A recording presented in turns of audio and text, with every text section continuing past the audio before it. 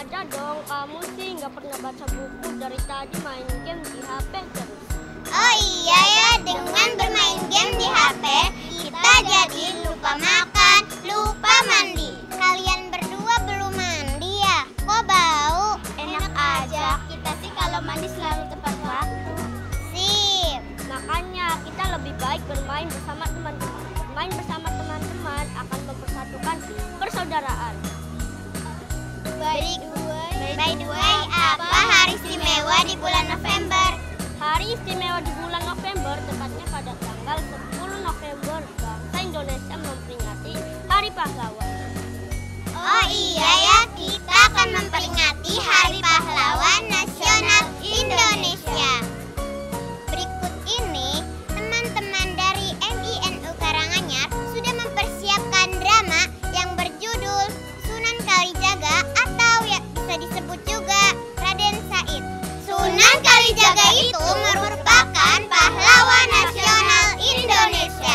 Seperti apa ceritanya? Kita saksikan bersama.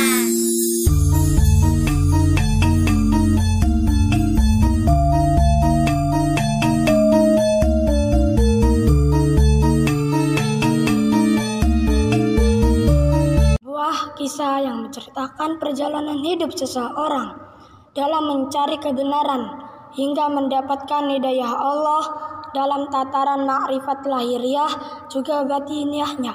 Prakisah perang saudara yang berkepanjangan di Majapahit menyisakan penderitaan bagi seluruh rakyatnya. Penyakit dan kelaparan terjadi di mana-mana. Kadipaten Tuban, salah satu bawahan Majapahit, mau tidak mau terkena imbasnya. Kelaparan dan kematian hampir setiap hari selalu terjadi. Raden Mas Said, putra Adipati Wilwatikta, tergerak hati untuk menolong rakyatnya. Dengan mencuri bahan makanan dari lumbung kadipaten, dia bagikan untuk rakyatnya. Lama-kelamaan, perbuatannya tercium juga. Berkurangnya bahan makanan di lumbung kadipaten membuat Adipati Wilwatikta marah besar. Ia memerintahkan Pati Gajah Lembana dan para senopatinya untuk menangkap pencuri itu, hidup atau mati.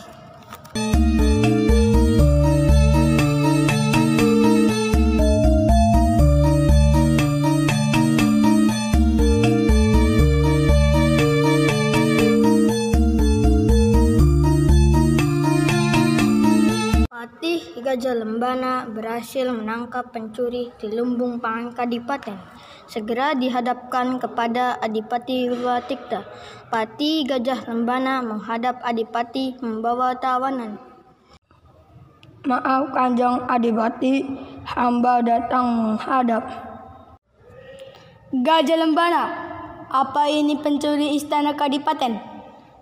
Gusti, ini pencuri yang berhasil saya tangkap waktu menyusup ke lumbung pangan kadipaten. Buka penutup wajahnya. Aku ingin tahu siapa orangnya. Patih Gajah Lembana dan Senopati Yudapati membuka penutup wajah tawanan itu. Alangkah terkejutnya sang Adipati, juga permaisuri, ketika mengetahui siapa di balik penutup wajah itu. Ternyata pencuri yang selama ini meresahkan kadipaten adalah Raden Mas Said yang tak lain putranya sendiri. Apa yang kau lakukan, Said? Tega-teganya kau menampar ayahandamu sendiri.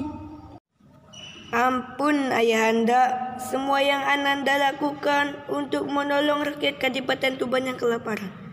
Kasih mereka ayahanda, apa Ananda salah menolong rakyat Kadipaten?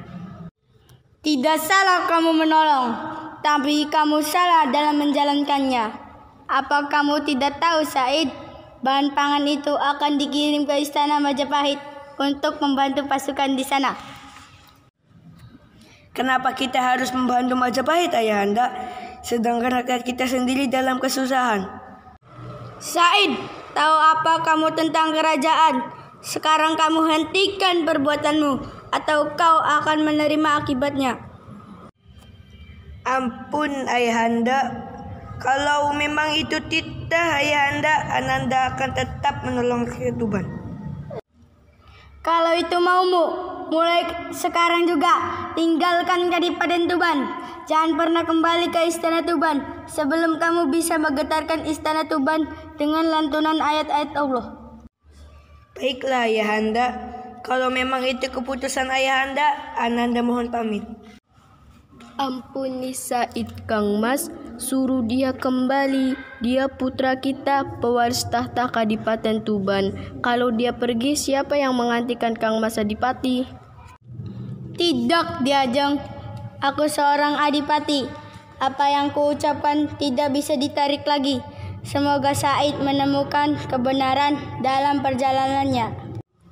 Ampuni Kang Mas Said, ayahanda suruh kembali. Apa ayahanda tidak kasihan dengan Kang Mas Said? Rayung Wulan, seperti ayahanda bilang pada ibundamu, ayahanda tidak bisa menarik ucapan ayahanda lagi. Kalau kamu kasihan dengan Kang Masmu, kamu boleh ikut dengan Kang Masmu. Sekarang juga kamu boleh pergi dari Istana Tuban. Baik ayahanda, ibunda, Ananda mohon pamit. Jangan pergi putriku. Biarkan dia pergi, Diajeng.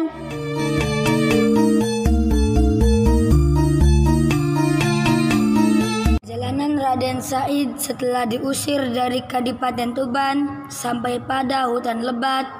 Letaknya perbatasan antara perbatasan Kadipaten Tuban, Kadipaten Bojonegoro, dan Kadipaten Madiun. Orang sekitar menyebutnya hutan Gelagah Wangi. Dari sini, Raden Said merampas semua pajak atau upeti yang dikirim untuk kerajaan Majapahit. Dia dikenal dengan sebutan Beranda Lokajaya. Semua hasil rampasan ia bagikan untuk rakyat yang kelaparan.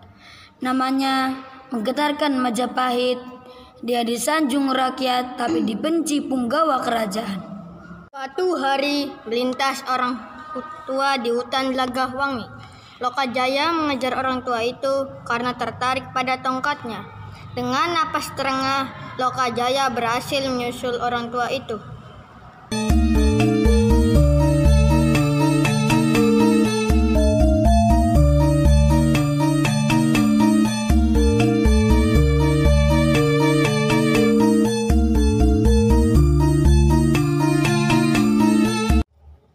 Berhenti Pak Tua. Apa anak muda, kamu menghentikan langkahku. Aku menginginkan tongkatmu Pak Tua. Kelihatannya bagus dan mahal harganya. Tongkat ini hanya terbuat dari kayu, anak muda, dan tidak ada harganya. Untuk apa kamu mencari harta seperti ini, anak muda? Akan kubagikan kepada rakyat yang membutuhkan. Niatmu untuk menolong sesama itu bagus, tapi caramu yang tidak benar. Apa kamu membasuh dengan air kotor, tubuhmu akan menjadi bersih? Merampok itu perbuatan dosa apapun alasannya, sedangkan hasilnya kamu bagikan pada rakyat. Apa kamu mau membagi dosamu dengan mereka semua? Kalau kamu mau harta, lihatlah itu anak muda. Itu pohon berbuah emas. Itu halal anak muda. Ambillah sesukamu.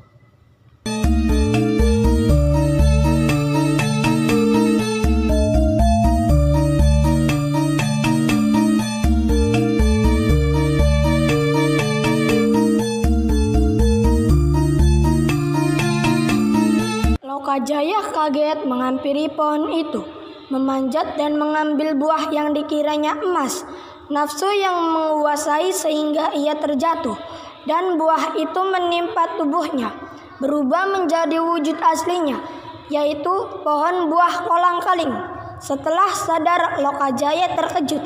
Ternyata buah yang dikiranya emas hanyalah kolang-kaling. Dia baru menyadari kalau orang tua yang dihadapannya tadi bukan orang sembarangan. Dia mau berguru, maka dikejarnya orang tua itu.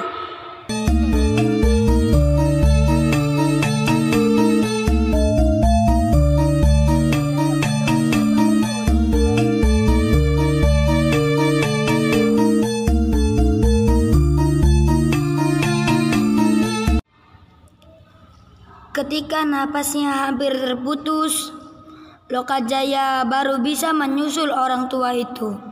Di pinggir sungai terusan Bengawan Solo, Lokajaya bersimpuh di hadapan orang tua tadi. Izinkan aku tahu siapa kamu, orang tua. Orang-orang menyebutku Sunan Bonang.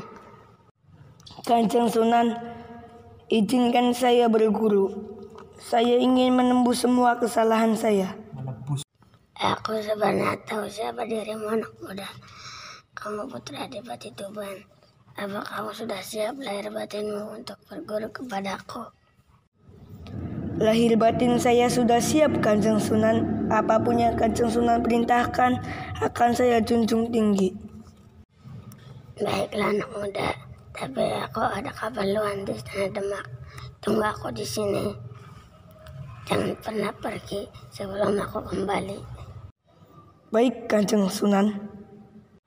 Sepeninggal Sunan Bonang, Lokajaya atau Raden Said duduk bersila di depan tongkat yang ditancapkan Sunan Bonang tadi.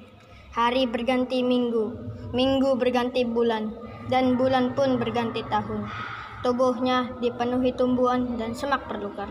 Tak terasa, 3 tahun sudah Raden Said atau Lokajaya betapa menunggu kedatangan Sunan Bonang.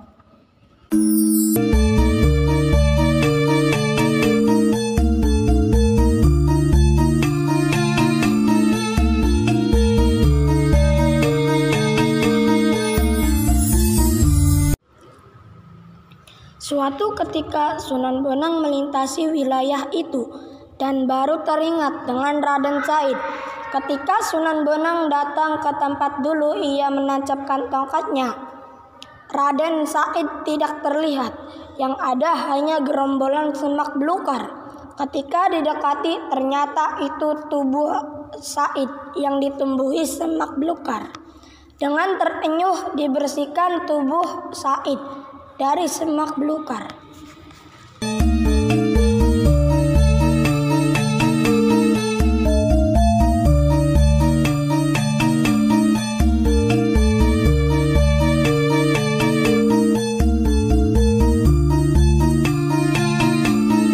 Sunan Bonang mencoba membangunkan Said dari pertapaannya, tapi Said tidak bisa dibangunkan dengan cara biasa.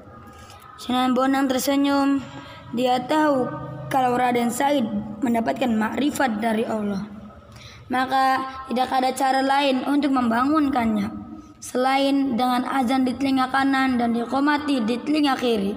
Barulah Raden Said terbangun dari tapanya.